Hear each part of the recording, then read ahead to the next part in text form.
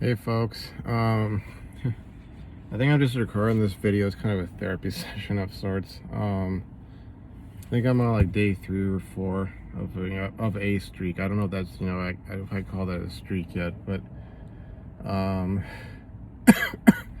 essentially been trying to just wind down spring break. I mean, I really didn't do anything.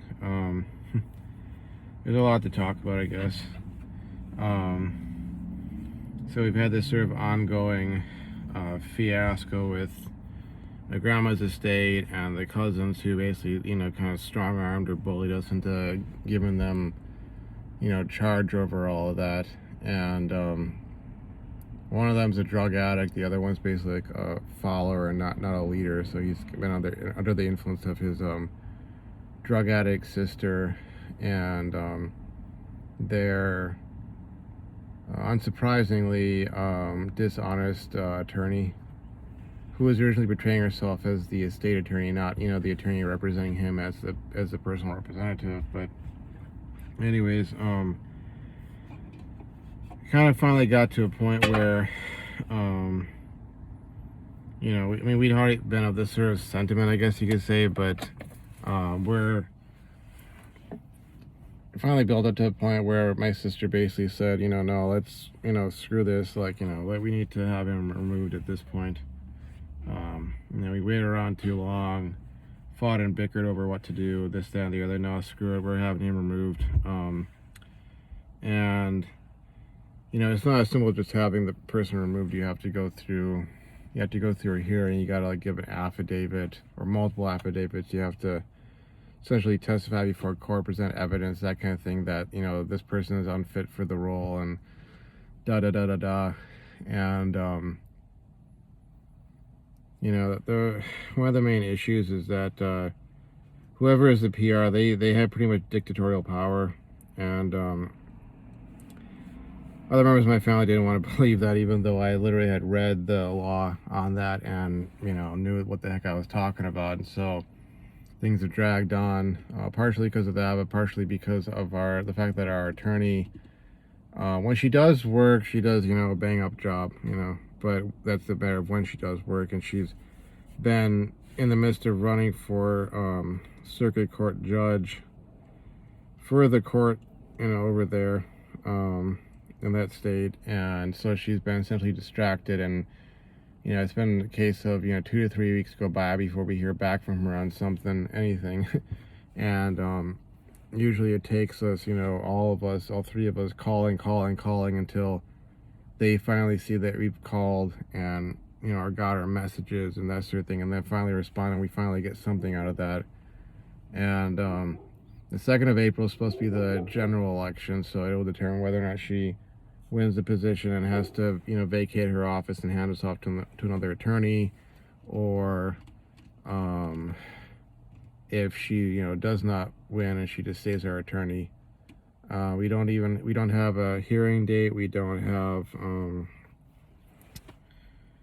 like a final affidavit rough draft, because not a final affidavit rough draft, final draft of the affidavits. We have rough drafts right now, and there's some stuff we need changed in there. But while we sit and while we wait, we're essentially at the mercy of the other side, which the deadline for claims against the estate passed, so there's not that holding them back. And he could, technically speaking, just go and declare the inventory completed and then move on to the house and really wreak damage there to sell it off or something like that.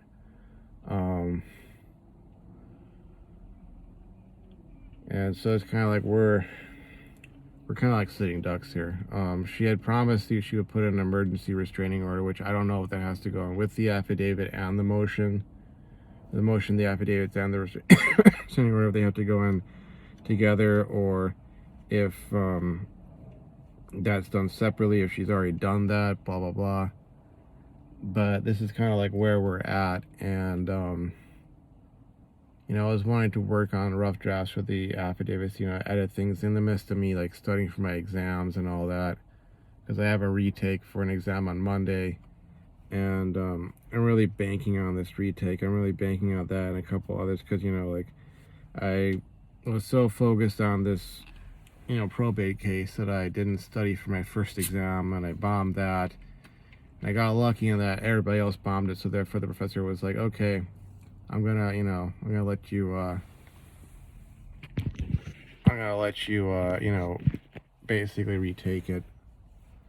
And I don't know if everything's been garbled for the last like 5.5 minutes, because other than my general garbling of things, because the speaker was kind of covered, but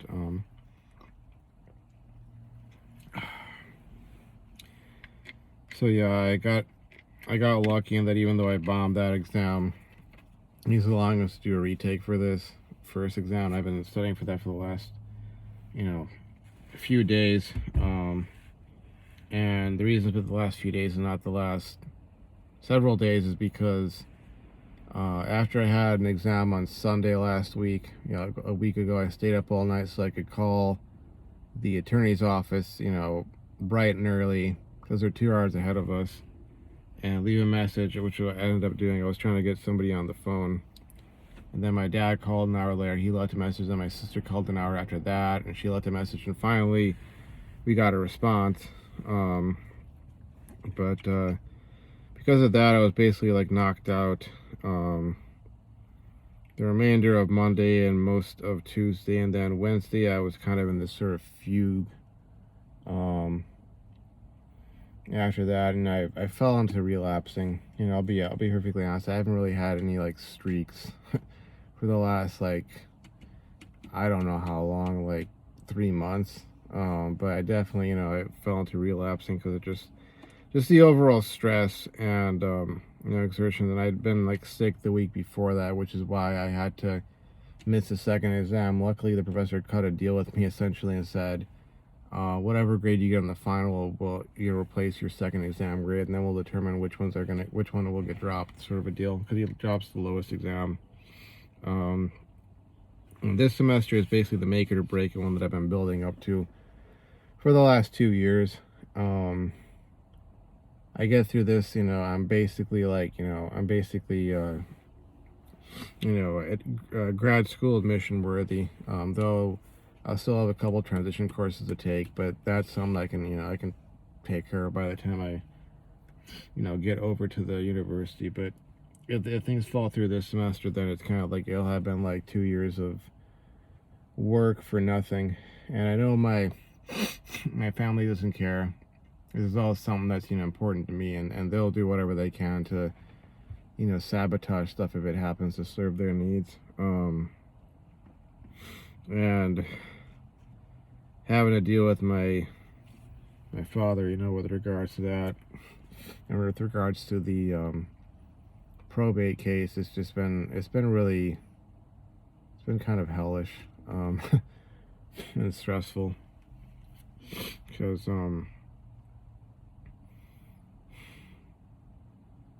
you know, I think I said this in the last video, this stuff has sort of brought a lot of things to the fore, because, you know, it's kind of like, okay, it's almost like jogging memories, or, you know, opening up old wounds and that sort of deal.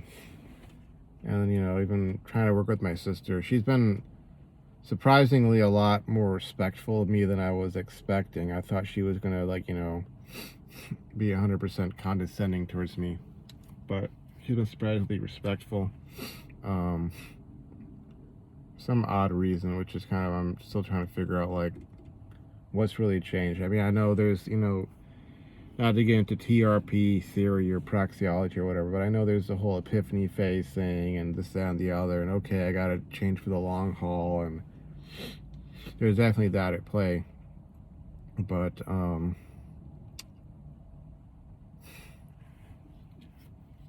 in a really odd state of mind, because it's kind of like why I decided to make this video. And, you know, I'm coming up on 10 minutes now, but you know, it's sort of like, you know, cut to the point, I'm sure. But where was I? Oh, there's a couple things, maybe 2 or 3 things. For one thing, I remember my dad basically badgering me a few weeks ago about how he thought I owed him $2,000 because he had contributed, $2,300 because he had contributed that amount to, for the consultation and the retainer fee for the attorney. And I got super mad at him because it's like, okay, that will only matter if we win the case. We got to win the case first before any payback occurs. I know that if we lose this, I mean, I'm gonna tell him straight up, like, I don't owe you anything, because while he did pay that, I still paid the majority, and he had to create all sorts of problems along the way, which just like slowed our side down so down much that it's given this huge window of opportunity to the other side for them to go wreak havoc and do this, that, and the other. And for all I know, I could be sitting here talking about stuff that's already been decided, and it's like completely done and over with, and why waste my breath, why waste my time? Who knows, maybe they have sold the house, I don't know. But there's that, and then there's like the fact that I found out that the guy that my sister is now engaged to, who she wants to get married to, on the exact same day that her parents got married, I guess 6 years ago. And I don't know all the details. Like, if you ask him and he actually wanted to talk about, which I'm sure he probably doesn't want to. But, it was like there was this altercation at a gas station in, the town where my families lived. And apparently this was going on when, this was like, God, when was this? I think it was 2017, actually. I thought it was 2016. I'll have to look it up again, but I think it was 2017.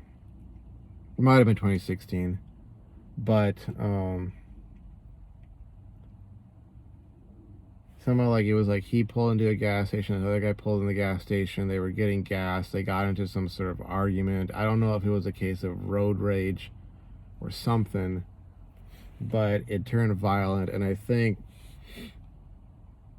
the other guy, I don't know if he like had, I think it sounds like he had like some, glass bottle of alcohol, like a beer bottle, and broke it, and then he used that as a weapon against, this guy is now my sister's fiance, and I guess my sister's fiance had a knife on him, which, isn't like a huge, it's not like it's a violation or something, like you're allowed to carry knives, you're allowed to, I mean, and when it comes to firearms, if you have a concealed carry permit, you can carry it concealed.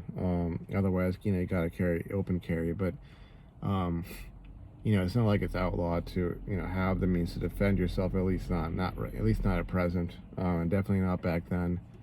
And even when it comes to knives, yeah, there are restrictions on them as far as length and type and all that kind of stuff. But, there wasn't the issue. Like, apparently he had a knife on him, and he defended himself, and he had some cuts on his hand, apparently, which indicated that he had tried to, block the initial attack or something like that. But then I guess the news said that he stabbed the other guy 10 times, which I don't know why 10 times. I would think that, if you had to, and you were just trying to defend yourself, or at least, maybe not even just defend yourself, but like get the other guy to cease and desist, like you wouldn't need 10 stabs, even like I was, and obviously I wasn't there. Who knows how close the guy was, if he, was in such a position where he had, his arm was already cut, or his hand was already cut, and he, couldn't push him away, couldn't, just jab him, 1 or 2 times and not too deep, and like get him just feel some pain. Yeah, maybe bleed a little bit, but jump back or so. These situations, they spiral out of control once you get to the point of, like, whether it's grappling or throwing hands or throwing knives or something, like, those kind of things can spin way out of control. But apparently the fiance dude, he wasn't the fiance at that point of my sister, but he had stabbed the guy 10 times, and the guy had attacked him previous to that. I think from the sounds of things, the way they, described what people knew of what had happened, like sort of the progression of events or the chain of events. Um, but who, the other guy, the other guy, apparently he was bleeding profusely. The fiance guy stayed on the scene and tried to perform CPR on him and help the paramedics and that sort of thing. Um, then the other guy, he got airlifted to a trauma center where he was pronounced dead. I guess died of, basically massive bleeding or like internal bleeding or something like that. Massive loss of blood. They arrested the fiance guy. He was, I guess, charged with murder or like manslaughter or something like that. And I don't know, either I think he pled not guilty, but, and he was like apparently very confused as to like why things were happening like that, because that guy supposedly attacked him. It was, from his perspective, it was self-defense. And he had tried to save the guy's life and da da da da da, but I don't know if he actually was convicted. I think one article did say like charged with or convicted of or something, which like he was, it was sort of like, oh, could be up to 7 years in jail, sort of a deal. I don't know if he actually served time in jail, but got out on like good conduct, or if they were able to work out a plea deal where there was like, oh, time served, while he was in court was considered equal to whatever, and they let him out, let him off the hook or whatever. But I didn't know about all of this, and I just asked my dad about that, and my dad just he went into like ultra defensive mode, defending the guy. And I'm not saying the guy shouldn't be defended. I don't have all the freaking details, and I'm sure the way my sister would interpret things, because it's like she's invested in this guy now, so obviously she's going to try and defend her investment by saying, well, he was innocent, the other guy was a druggie, blah blah blah. And some of that stuff may be true, some of it may be exaggerated. I don't know. It's not like they'd even listen to me if I had a legitimate argument with all the facts and whatnot. But I found that out, and I was kind of like texting my dad back and forth. It was late at night. I don't know why I googled it. I was just up, and I ended up finding all this stuff out. And of course, like it's almost like my dad will defend this guy way more than he'd ever defend me in an argument, and treats him like a surrogate son. Appreciates him more than he ever really appreciated me. I mean, I remember why I moved 500 miles away from them was because they basically, my dad and my mom, my sister, pretty much all treated me like I was just some servant in the house, and got called basically a parasite or a freeloader, as my dad would use more like the Queen's English and all that, and just all the physical abuse. And as I've admitted in the other video, previous one, sexual abuse as well, psychological, verbal abuse, all of that. And I got out of there. I decided to try and get my life together before it quote unquote was too late. And since I've got this independence and I'm living up here and all that, it's like, oh, now I'm no longer useful, so therefore there's all this resentment from my dad, and he's kind of taken this guy in this surrogate son sort of a position. And you end up seeing like the double standards, because like if I had been dating a girl who had a background like that, that would be like a no-go. That would not be allowed. They would do everything they could to to end that relationship. But with my sister, it's, well, we have to make this happen. We have to make sure she's happy and she gets married and she has this, that, and the other, and we got to guarantee this for her, and blah blah blah blah blah. But you, my son, you have to, you need to go pouncing. You need to go kick rocks. You need to make it all happen for yourself. And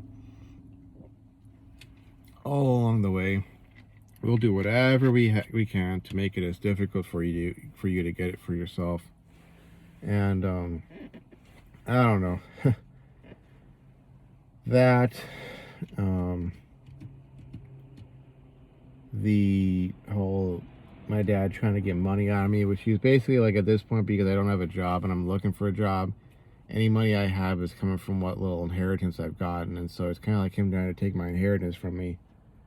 And you know, bringing it back around to sort of the almost like the linchpin really is with the stuff going on with my grandma's estate. Like, if everything has been lost or I end up losing everything,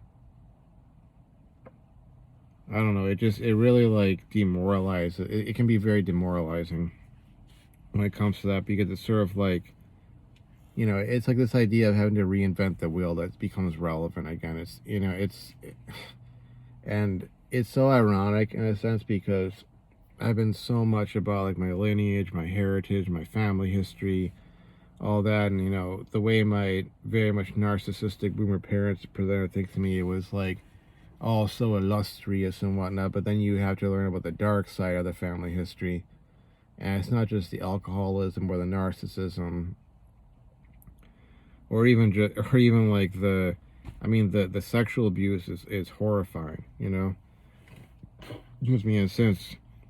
You know, Dune Part 2 has come out and a lot of people have seen it. You know, I read the books and I've been following the franchise for so long. It reminds me of that moment where Paul finds out that he's essentially, you know, I guess technically, he's essentially half Harkonnen. I guess technically it's more like 1/4 Harkonnen, because, you know, his grandfather, his maternal grandfather, the secret grandfather, who must not be named, was, you know, the Baron Vladimir Harkonnen. But, you know, the whole paternity thing, you know, going on, like, okay, technically, you know,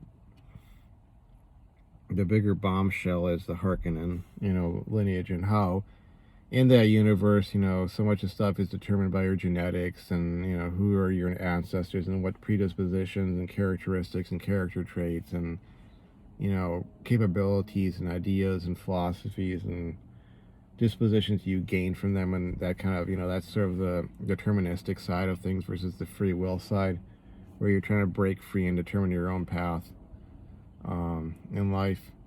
But it basically, like, I get sort of the sense there of like what he must have felt like when he, you know, was looking at the set of the, you know, bones in his hand or the lines in his face, you know, like the way this bone structure creates their lines, and how he saw that in his mother, you know, and with his, you know, his other memory opened up, you know, to analyze and see all that as you know, it was for her. But you know, that sort of moment for him, like, I'm feeling a lot of that, because on my father's side of the family there was a similar situation with my father's father, my paternal grandfather. Technically, my last name should be a completely different name, but what happened was, and this kind of explains the origin of my family surname at present, which is why it's been so hard to like explain to people when they ask, like, oh, are you from this background or that background? Because, hey, that name sounds like it's from this ethnicity or that ethnicity or whatever. My last name was originally my grandfather's middle name. He was supposed to have a completely different surname, as would have my father and therefore myself. And that family surname is this like ancient name that's like I'm sure a lot of names are quote unquote ancient names, but this is like a name that indicated that you were part of like this aristocratic clan or family or lineage in that area. You know, obviously mixed with other, you know, ethnic and racial background groups, because, you know, you look at the history of that region, I mean, everybody's kind of intermarried, depending on which family you're from. You have more of this or more of that, or, you know, this branch comes from here, that branch comes from there. Somehow they all ended up here, and yeah, they mixed with this indigenous or native component and da da da da da. But this surname is from that indigenous component, you know, a noble aristocratic surname. And if you're from there, you kind of like know, okay, this is what that means and this is what it indicates. But the reason that switch happened was because my great grandfather got remarried. He'd already been married twice before, and his wives had died very young, which was actually kind of a common thing back then for people to just, generally speaking, die young, whether that was, you know, women dying at childbirth or men and women dying from some disease. Like my great grandma passed away when my grandfather was 4 years old. She was 27. You know, very, very young. But anyways, my great grandpa got remarried, you know, a third time, his third and final wife, and Unlike the previous two wives, unlike the kids from the previous two wives as well, there was this huge disconnect. There was this hostility there. The kids from the first two wives treated each other like they were full-blooded siblings. The kids from the third wife treated the other kids like, you're just, basically bastards. You come from lesser backgrounds. We're from the elevated lineage of blah, blah, blah. They had some story, whether true or not. They were from some much more illustrious, origin, and therefore they should be the true heirs to the estate. And, my great-grandfather, and by extension of the family and lineage, they were extremely wealthy. They, I mean, in a time when, owning your own car, this is like, the early 20th century, was considered something that, it was difficult enough to get that if you were just a working man, in the United States or in Great Britain or so. He was able to afford like one of those early cars. I think it was like a Model A or something like that, but Model A or Model T or something like that.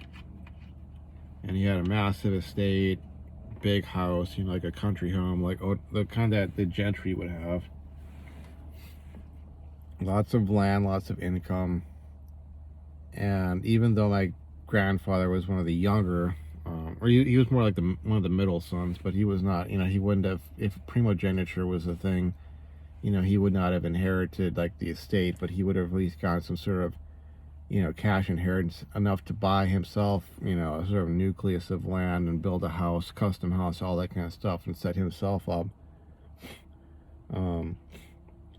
But he got all that taken away from him. And even though the house has remained in the great-grandfather's name, so there was never any actual transfer of property, in effect, it was taken, away by the third wife and her kids. And,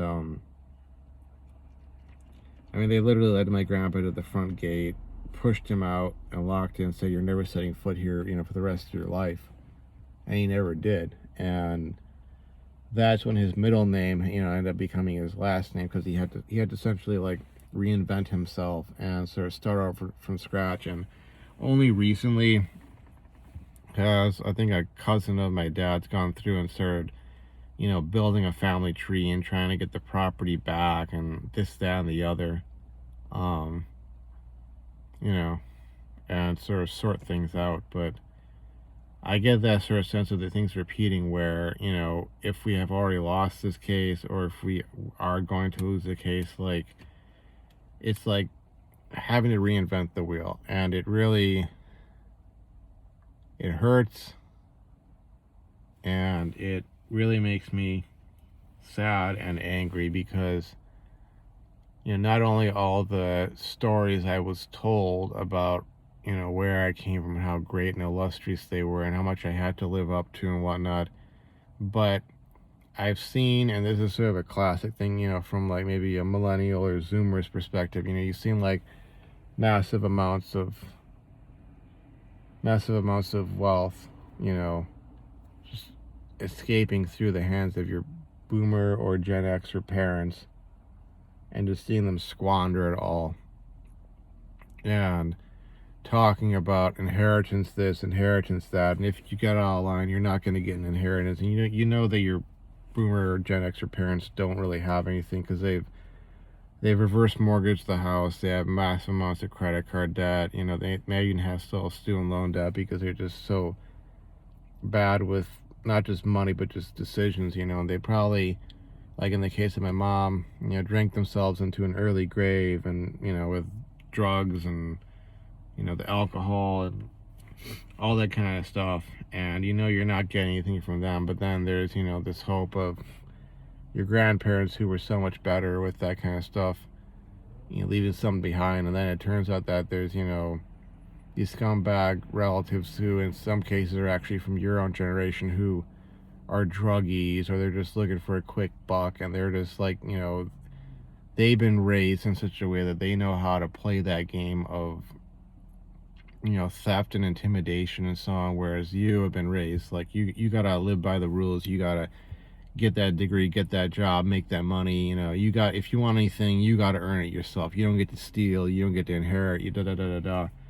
Um, Even as your parents played some emotional manipulation game, claiming there was an inheritance and this, that, and the other, but also kind of being almost like, I don't want to say bipolar, but like inconsistent in the sense that they would, also try and drill into here that you didn't deserve anything and you had to earn everything yourself. And uh, it's almost like what I'm feeling is something akin to the whole when you wake up to like the reality of intergender dynamics or intersexual dynamics, where you're like, wow, I was told all this time, get your act together, make sure you're a good protector provider, or, all those qualities that they associate with terms like beta or a nice guy or something, like, get those things, and that are really, that's what the girl so wants, and then of course you have repeated frustrations of experiencing the exact opposite of that, and then when you finally sort of get that information where it's like, oh my god, like you see it now, it all makes sense, and sort of the mourning of that old version of yourself where you're like, you can no longer be that person, this is how things really work, and you've wasted 10, 15, 20, 25, sometimes 30 years of your life, kind of like almost like living a lie or living according to a false set of rules, and this, just getting so set up for failure when you finally wake up to, you're like, damn, like how much time do I really have left to course correct, But I'm getting that sort of sense of things right now, or that's my sort of my fear, if you will.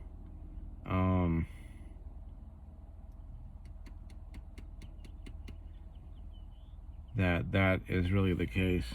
And it's kind of ironic because, like, that's not the word. It hurts even more.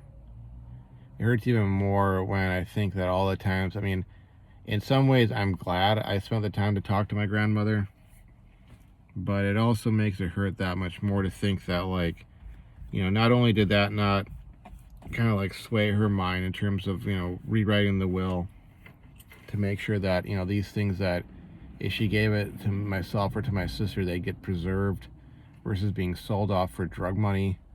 But that it's like you grow that much closer to the person. It's already hard enough just to lose your grandparent, especially your last grandparent, because that's really like, closing of the door. You can't talk to anybody who knew so-and-so and learn more about that and have that connection anymore because they're gone. And you're sort of being faced, with your own mortality even more than just, what I was already faced with losing my mother. But because you grew so close to that person, then being put through this, emotional ringer, it hurts that much more because you built up all this connection to that place and to that person, and you're not even allowed to hold on to, a single scrap of it because there's these like vultures and blood-sucking leeches in the wings, and they've taken control of the situation. Because it's clear that my cousins planned things out. They had this all planned out, and it's been really sort of an episode causing like almost caused my head to spin. It's been a real, I don't know what to call it, just trying to sort of wrap my mind around people thinking and operating like that in life, like so much of the way I am, and maybe it shouldn't be because I dealt with this kind of stuff in college, and I almost like, it's kind of like there's part of me wanting to fight to go back to the old thinking and go, I can't understand this, I can't believe that somebody would do that, even though like part of me kind of does know. Because now I'm realizing that I dealt with similar people when I was in that chemical engineering club, where it was like I was the one doing all the heavy lifting and all the real work, and they were the ones taking credit for everything, and basically stealing what should have been the reward or the return on the investment that I should have gotten, and throwing parties on money that I'd gotten for the club, and getting praised and having people just throw like love bomb them and that kind of a deal. And You know, meanwhile, I was cut out of all of that. And it's a similar sort of thing here where it's like having to really accept that those kind of people, maybe the difference is it's like you can kind of more easily accept that those kind of people do exist, but oh, they're out there, they're not part of my family. But then having to grapple with the fact that no, they are part of your family. This is part of your heritage and your, you know, your family's whatever, you know, legacy. Like this is part of it. You know, this is the downside of it. It's not all upside. It's not all, you know, gold and silver. It's, you know, a lot of muck and dirt and grime and disgusting, vile things.